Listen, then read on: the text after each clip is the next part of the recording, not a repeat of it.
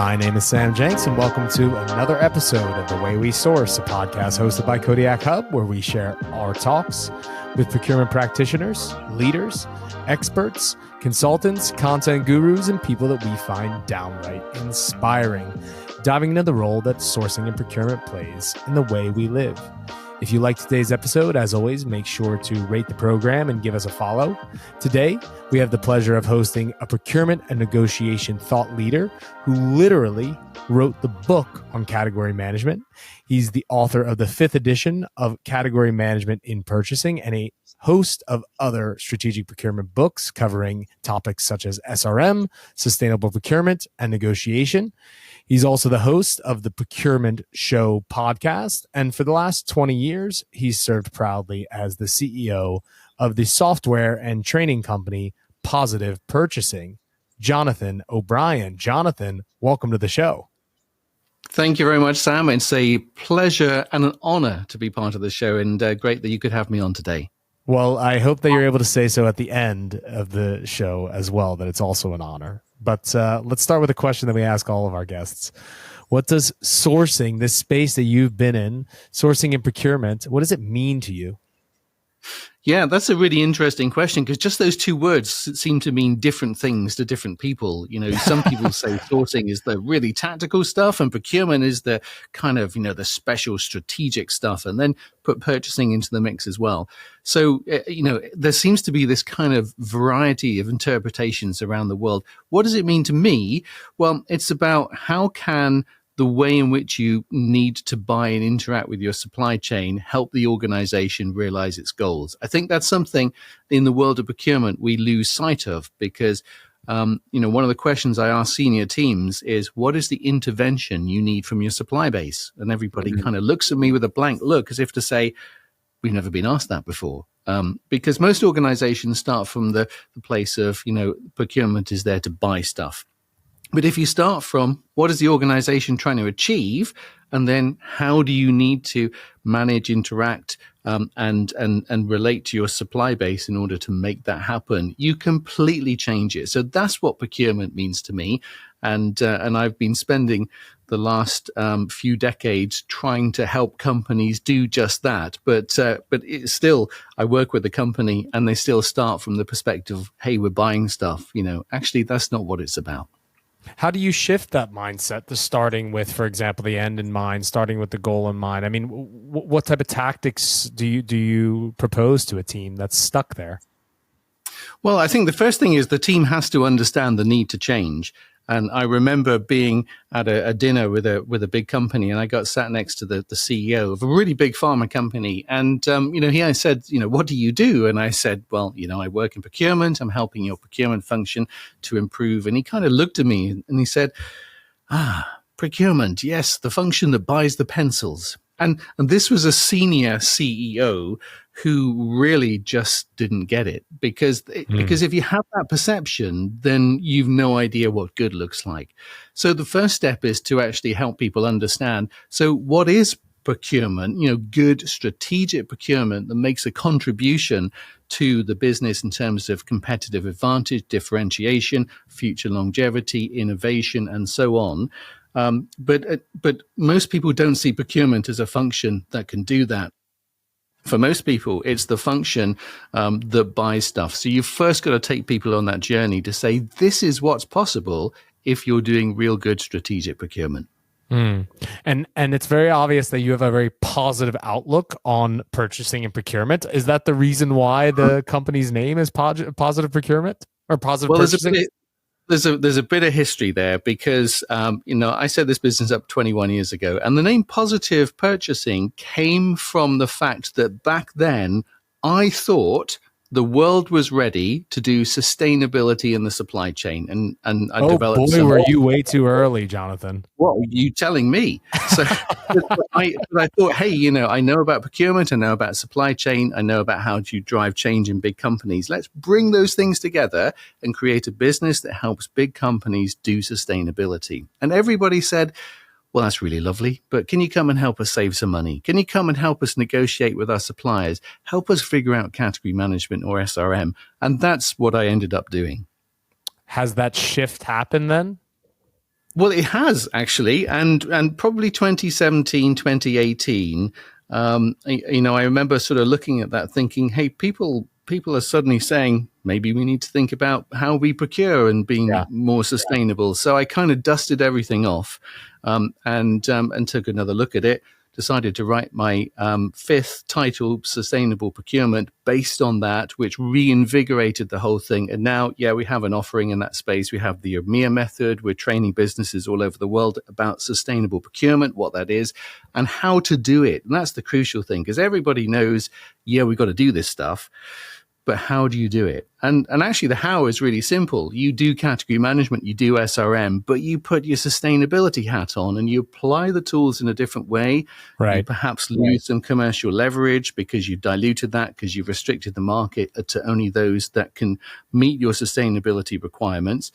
But then you build a relationship. So all the stuff that we know and have been helping companies do for decades is exactly what you do for sustainable procurement, but you do it with a slightly different lens. And that's what we do. So we've got a complete offering and practice built around doing that now.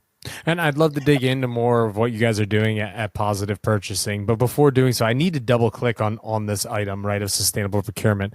Because obviously legislation is playing a role in this.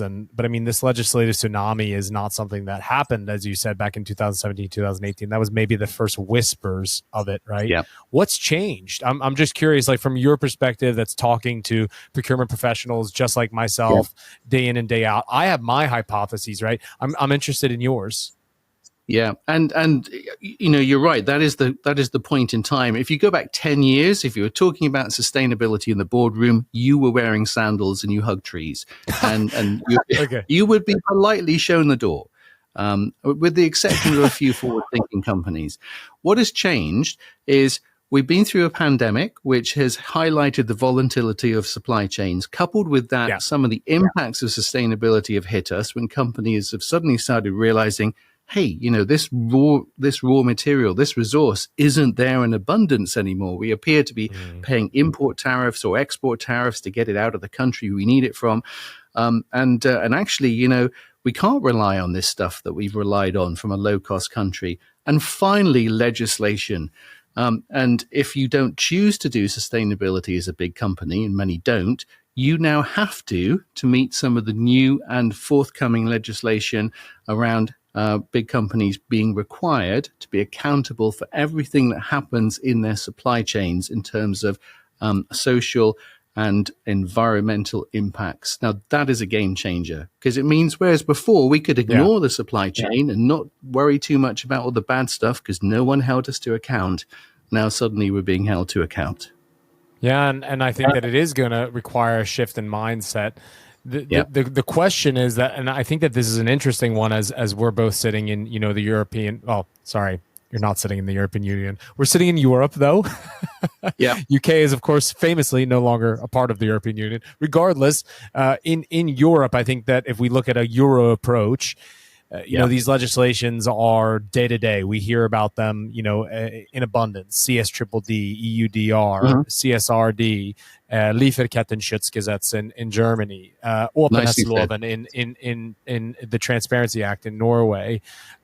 DORA is coming as well. I mean, there's an abundance, right? The question is it going to go stateside? I'm just curious. I'm curious about Jonathan O'Brien's crystal ball here. Do you think that it's going to push into the states, and especially with what's happened in the recent kind of election results?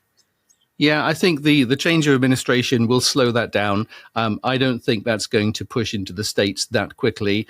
I think we'll actually possibly see a reversal in some of the commitments in terms of climate change there. So I think any legislation that would slow down things in the US in terms of complying with that legislation probably isn't going to happen just yet. So I think we may see this kind of two-speed approach to how organizations are driving sustainability. But in time, that will have to change, because legislation is just one reason to do this. Back to the other reasons, you do this because your stakeholders and your shareholders demand it, because you can't get the stuff and you need it to survive, because your customers expect it. And ultimately, because you want to. So there are different levels of choice there. And if the legislation is going to be slow, the other things will soon overtake that. I think that that's a very important point that you're getting at, right? The foundation needs to be because you want to, right? And there needs to be some mission criticality within that as well. This is going well. 10 minutes in, Jonathan. We haven't asked a single question that I've planned on asking you, so this is a fun one. All right, you've been in the space for 30 plus years. I mean, what still gets you excited? Well, what gets me excited today isn't the thing that got me excited when I first started doing this. When I first started doing this, I got really excited about flying all over the world, working with big companies, training them, understanding them, driving change. And I still get excited about doing that. But what's happened now is I've done that a lot. And, I've written a series of books and I've created the processes that companies use. And so there is this kind of this thing that now is really powers a lot of procurement around the world, and I'm proud to have been part of that. So what gets me excited now is when I get an email from somebody that says, I've just read your book, or I worked at this company and you trained us, and I'm thinking of doing this, or can you give me some advice on this? Or we've tried to implement your process in our company in Jakarta, and perhaps you can just help us with this step. So when I see young people, Gen Z people coming into the profession, and I've helped, that gets me excited, because that's the future, especially when we talk about sustainability. When I see companies in other parts of the world that don't get to hire big consulting firms in or pay for high-end training, but yet, I've managed to help them, that gets me excited. So for me, it's a profession that's kind of been undervalued, underdeveloped for so long. I get excited about just helping make that profession good. Yeah, what a cool legacy to be able to leave behind for the space as well. So congrats on that. I'm curious, at Positive Purchasing, you guys are, as we talked about, right, providing not only software, but you're also a services business in the space of training. It's very difficult to cut through the noise today, whether it's as a consultancy firm or, for example, as a ProcureTech firm. I'm curious, what sets your services apart, and also how do you feel like you guys are able to cut through the noisy market? Yeah, it is a very noisy market. We went to DPW recently, which is mind blowing. In that you see all of the tech solutions laid out there, and some of those you think, wow, that's going somewhere, and some of those you think, well, that's nice, but I don't think it'll be here next year. So, we started 21 years ago as a training and consulting business, helping organizations implement category management, SRM negotiation primarily. And we're still that. We still do a lot of that. Our 5I category management method is used all over the world.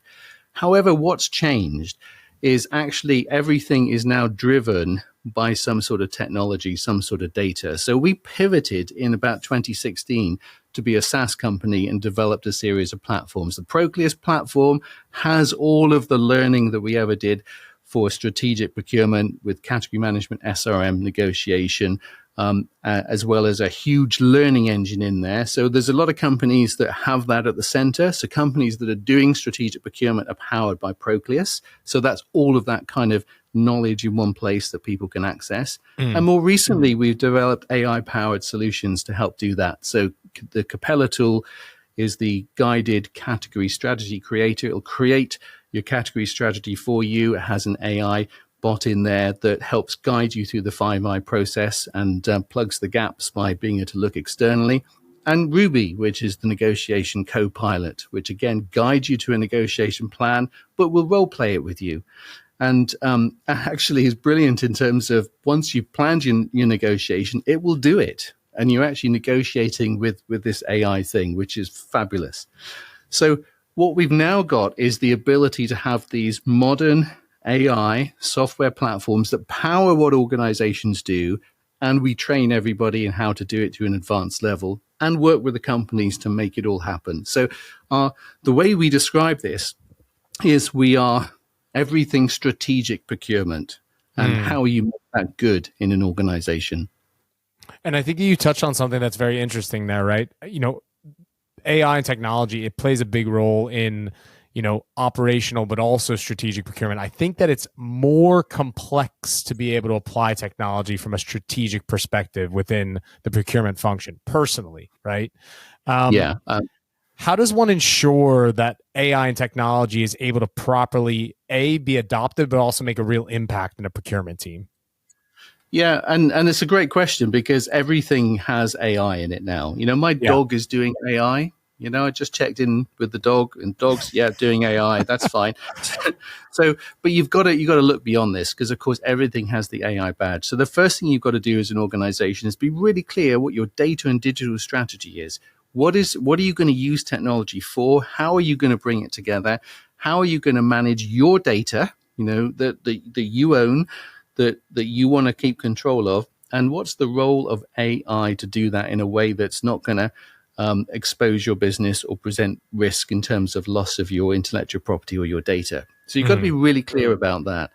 How will AI help? Well, AI is going to change the world and contribute $4 trillion to the world economy and mean none of us need to work. How the world's economy will work and exactly what we'll do with all that time is not yet decided. A lot of the things that we're seeing in procurement actually will just be overtaken. They'll become irrelevant very quickly because the AI will power much bigger solutions that just do what we need it to do. This is like is this something you truly believe, or are you talking from the point of view of the cynic right now, Jonathan? Well, no, not at all. I'm this is a positive view because think about when the pandemic happened, Microsoft released Microsoft Teams to say, this is what you now need. It had this waiting in the wings, and suddenly everyone thought, whoa, okay, that works. We can carry on with this.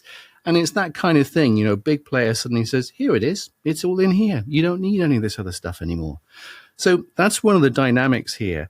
But the other dynamic is what does that mean? Well, it means accessing the data that we need and being able to make sense of that just becomes a really easy thing to do. We don't need a specialist platform to do it. Understanding in real time what's happening in your supply chain, what's happening at your supplier, how much energy and water your remote supplier in a remote part of the world is using right now today, suddenly we can access that. So that helps with strategic decision making, linking that to environmental stuff and what's happening in the world right now. So you get a monsoon in a part of the world, which means we're going to get crop failure. So the commodity price is going to increase. All of that data's out there. What AI will do is help us connect it together and predict things and actually have a much more agile way of doing procurement. And many of the tools that are trying to do bits of that just become irrelevant quite quickly. Yeah. So that and the decision making that goes around that AI will help. Well put. And I think that there is that aspect of the large language model capabilities to be able to decipher and also to feed insights based upon, of course, unstructured data, as you mentioned there, which is incredibly valuable because, how else are you supposed to keep your eyes on everything everywhere all at once? That guided tool is incredibly important. I think you and I both know, right, as people that work in ProcureTech ventures, that technology isn't great, but on its own, the tech sits on the shelf, right? You need good adoption.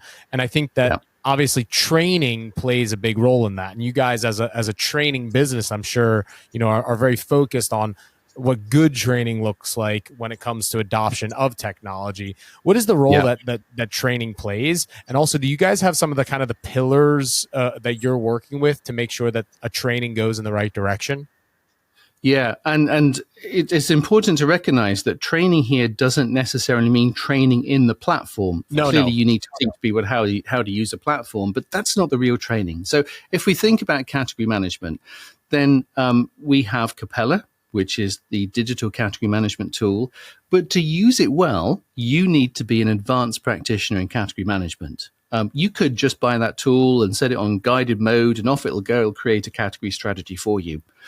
It can do that. But the real value comes when you know category management to the point where you know the process, you've worked the 5I method, you know the individual tools, and you could create a breakthrough category strategy that represents a significant change and benefit to the organization. Because what that means is you can then get under the hood and say, right, okay, the tool has produced this strategy, but there's something not quite right there. So I want to go in, I want to have a look at the CrowdJig portfolio matrix. I want to have a look at Porter's 5 forces because I want to just interrogate how we got to that and refine it. And that's when it becomes good. So the analogy here is you can buy an aeroplane, and these days, if you buy a modern Airbus, in particular aeroplane, that plane will fly itself. It can take off, it can fly itself, it can land as well. The technology is there. But it's quite useful for us as passengers if there is a pilot there too. It's a bit reassuring. But the reality is that the technology is there today to not need pilots. But the pilot is there to take over if something goes wrong, to make sure the systems are working correctly, to deal with any anomalies. Yeah. And that's our role in procurement. So for category management, actually more and more, the system will be doing that. But we need highly trained category management practitioners that can make sure the technology is working really, really well. And so the need for that training hasn't changed. It's just the context that we're applying it in has changed. And in terms of the pillars, we focus on those sort of strategic staples, that if you're going to have a trained team, then they need to know category management. They need to know SRM at an advanced level to be able to figure out how you work with your senior, your most important and strategic suppliers. They need to be exceptional negotiators. They need to know sustainable procurement. They need to know the basics of buying and transactions, and also some skills around how do you engage the business, how do you drive change. So, there's a skill set that we equip people with organizations that are transforming at a strategic level. And it's pretty much those things. Yeah, and it's very interesting what you're saying there. It's almost the analogy in certain aspects. I think the link that's missing in a lot of people's understanding of technology, and especially advancing technology such as AI, right? The foundation and need for competence still remains, and even more so maybe at a high level, right? Because a competent procurement professional, flying high with modern tools, contra someone that is of a lower level of foundational knowledge and understanding of the business, actually is going to be 10 times the other professional with the same technology. And I think that this is sometimes the dichotomy that the businesses, or the dichotomy maybe is the wrong word. I would say that it's a misconception simply, right? That technology is going to make me better. It's going to make you faster and more efficient. It's not going to make you better foundationally at the job, right? And I think that also wakes an interesting, item for me when it comes to. Let me give you an example there. Yeah. Let me just jump and give you an example there, please. Because what you've just said is exactly right. And there was a client that we worked with that had used a product that's out there that would create category strategies for them. And they said, we've implemented this thing and we've got a problem, because what's happening is this thing is producing the category strategy, and the people that are running it have stopped thinking. They take the output, they go and do it. Actually, the output's not that great. We can't verify it. We can't validate it. We can't check it because we've forgotten how to do this stuff. And actually, we're not getting the results. So if you don't understand the value of keeping high levels of training to use the tech, then what happens is the capability just drops off a cliff. And before you know it, you've suddenly got no confidence in what the tech's doing for you. You named 5 different pillars of the areas that you guys are working with. I'm going to try and name them back again: category management, SRM, sustainable procurement, negotiation, and buying and transaction at an easy level. Correct by saying and so. Engaging with the business and change management as a kind of overarching skill. Yeah. Where do you see that you guys are? Where do you see that modern teams are lacking knowledge? Where are you being brought in the most, so to say? Do you know, that's a really interesting question, because it ebbs and flows.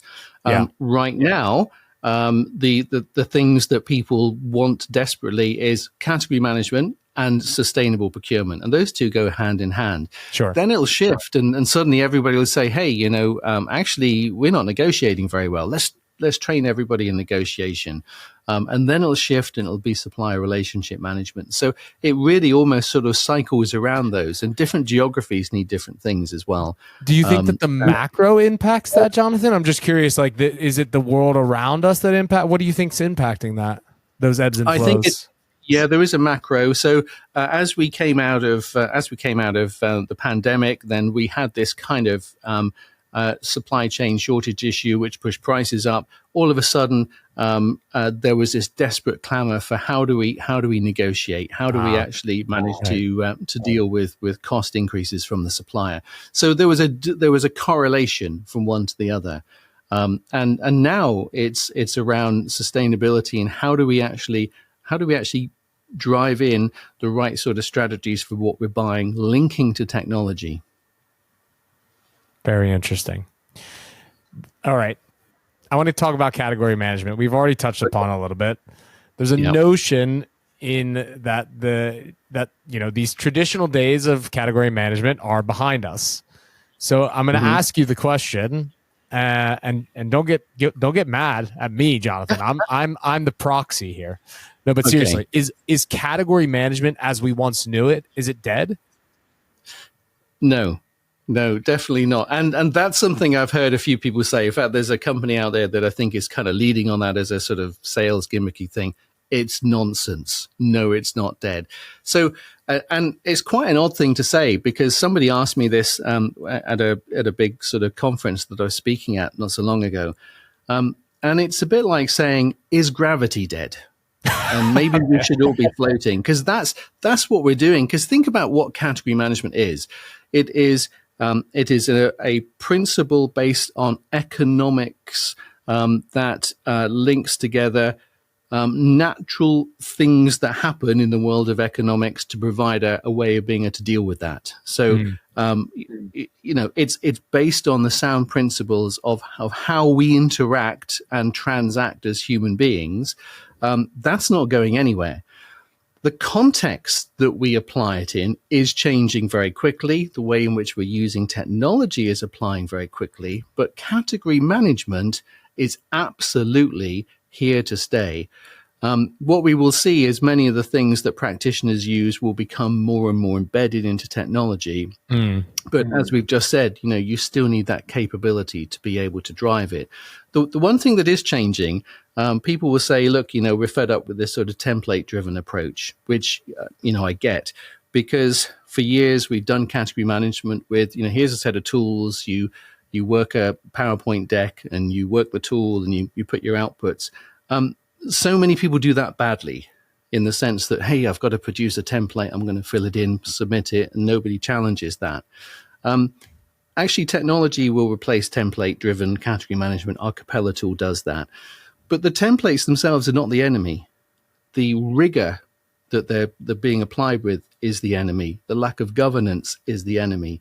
So template-driven category management using old-style PowerPoint decks, absolutely solid, because all that is a record that you've done a really good bit of thinking to produce a category strategy. So they don't even need to go anywhere, despite what techie people will tell you. They're just fine. What you need to think about is, how do I have a process so I can have common language, common process, common ways of working, which is the 5I method. How can I make sure everybody's working to that and they're fully trained to do it? And how do I have the governance that says, when you've got to that bit, we're really clear, you've understood the market, engaged with the business, determined your business requirements, figured out what are the drivers and the value levers that we can bring to play in our strategy. If you've done that stuff right, what pops out the other end is a brilliant strategy that everybody believes in and wants to happen. The PowerPoint is just a record that you've done that well. So it's alive and well. We hear you. My question, and you got into some of these things there. Is there particular secrets to good category management, quote unquote? And also you've mentioned now a few times this 5I method. You're not allowed to leave the show without breaking it down for me and the listeners. Okay.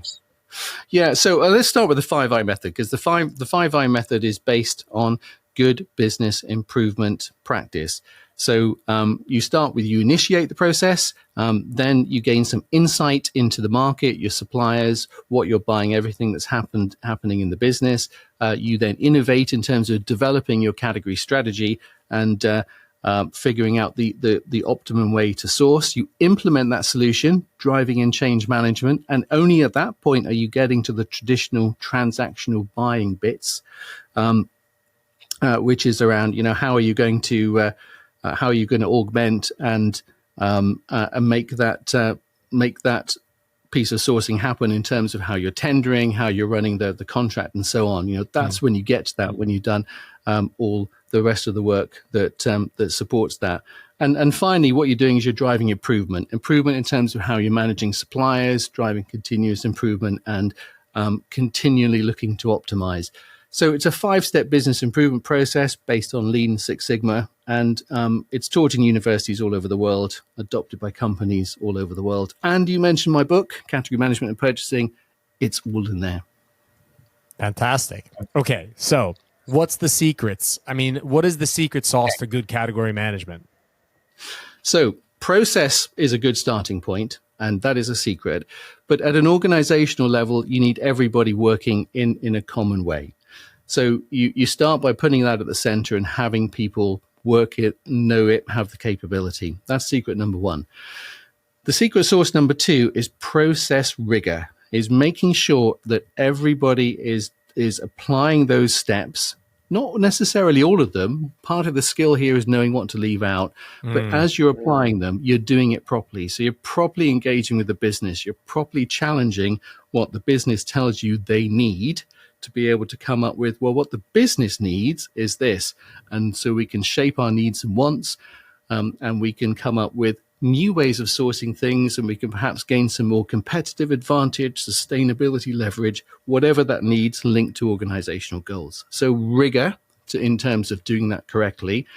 And rigor only comes if you put the governance in place. And governance means you have somebody centrally that's making sure people are doing it to a high standard. Yeah. Now, I've trained tens of thousands of companies over the years, and there are 2 types of companies that I work with. Some people, we do a bunch of training, and 6 months later, they say the training was great, everybody loved it, but we seem to have gone back to doing the old stuff. Yeah. What can we do about it? And that's when we have the conversation where I say, remember, I said, we need to do this, and you said, no, we don't.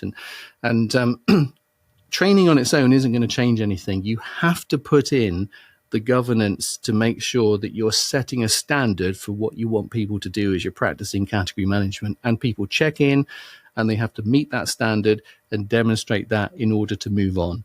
And so that's what the governance is. You have central people doing that they're project managing what you're doing, that they're making sure the output is good, and they're ensuring that you're tracking and measuring the benefits that you're delivering. Without that, it's not really going to happen. Yeah. Good process rigor, and governance to follow up to make sure it's actually happening.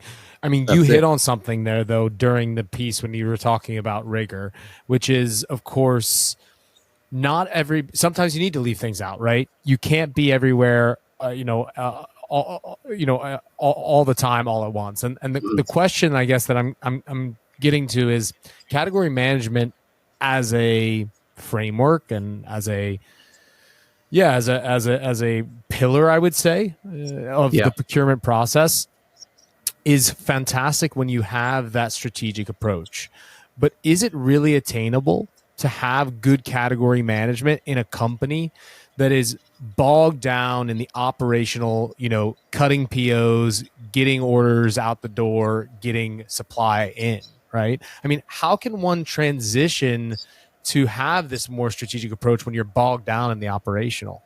Yeah, it's a really good question because it's so hard to do that. And sadly, I've worked with a number of companies where they've had a new CPO and they've come into that organization and they say, look, everything's tactical, but I've been brought in to change it. And they start off saying, we want to get everybody doing category management, but that's just not going to work. And the reason it doesn't work is because somebody at the top of the organization still thinks it's the function that buys the pencils. So if there's no executive support, it isn't going anywhere. But the second thing is you've got to create the space for it. Category management takes time. You've got to, you can't do it just in procurement. You've got to engage with the business. It's got to be cross-functional, which means you've got to have cross-functional teams and people committing to probably half a day a week for 3 months at least to work on a good category strategy. And most businesses, you start saying that to the CFO or the CEO, we're going to need this group of people half a day a week for 3 weeks. they're going to break out into welts. It's just not going to sit well with them, because suddenly the idea that you've got to put work in, put effort in, means, but hang on, we just want a bit more money off the pencils. So if you've got this mismatch, it doesn't go anywhere. So quite often with those sorts of organizations, what I do is kind of, we start small. We've got a thing called the buyer's toolkit, which is bits of category management, bits of SRM that's distilled down. Say, look, let's just buy well. Let's just recognize that buying well is a little bit more than renewing the tender, that actually you can do a bit of work to figure out your requirements, understand your power, engage with the market in a different way. So, start small and then work up to, why don't we try one category and have one team do something and see if we can make a difference? Because if we can do that, we can perhaps retrain the team, bring in some new people, and actually start doing category management. Going from tactical to strategic is the hardest thing, but the thing that stops it the most is the organization works against itself. The classic here is somebody at a senior level will say, yeah, we're going to do category management, and the team start doing it and say, hey, we've got some early quick wins, and say, hey, we love the quick wins, let's have more quick wins. Actually forget category management, let's just keep doing quick wins. And they cycle back into the tactical. And you just never get to operating strategically. And the reason for that is the people senior just don't understand the value of strategic procurement. The value is the one that you also mentioned there, right? And while it is the thing that's going to have a CEO or CFO break out into welts, anything related back to strategic management of the procurement process when it comes to SRM, I would also put in that space of more strategic category management as well. Yeah. Both of those things are the kind of 1 times 10 times 100 principle, right? You have to spend 10 minutes now to save 100 hours later. That's the simple fact. Correct. I'm curious, crystal ball, category management, where is it heading in the next few years? And you're not allowed to say AI, okay? It's not allowed. Right. Can I say 5I? That you can say 5I. That works perfectly fine. It's a framework that we all know and recognize now.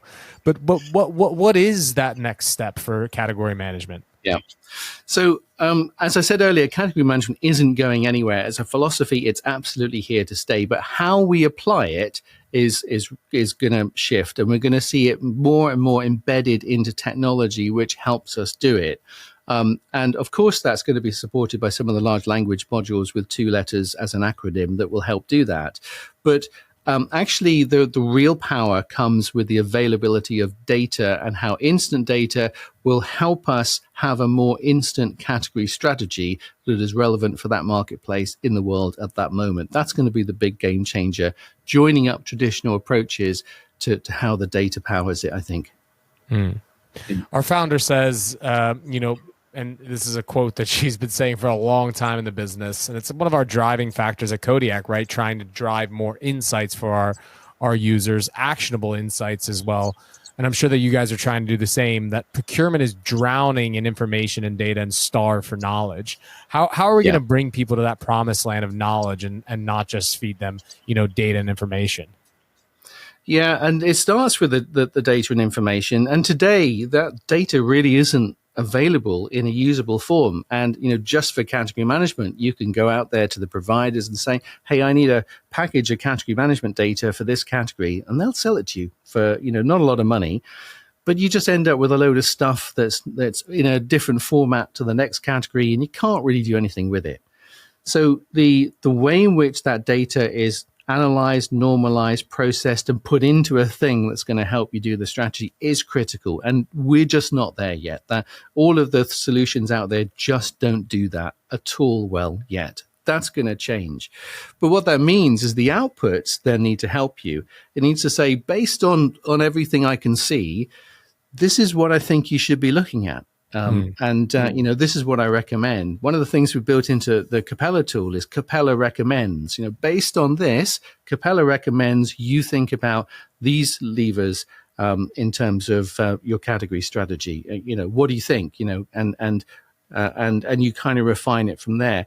So I think this tech will increasingly be recommending and guiding you to something that you then action. Great insights. I'm happy to be able to sit here and hypothesize with you, and I could be able to probably do so all day long. This has been a true pleasure.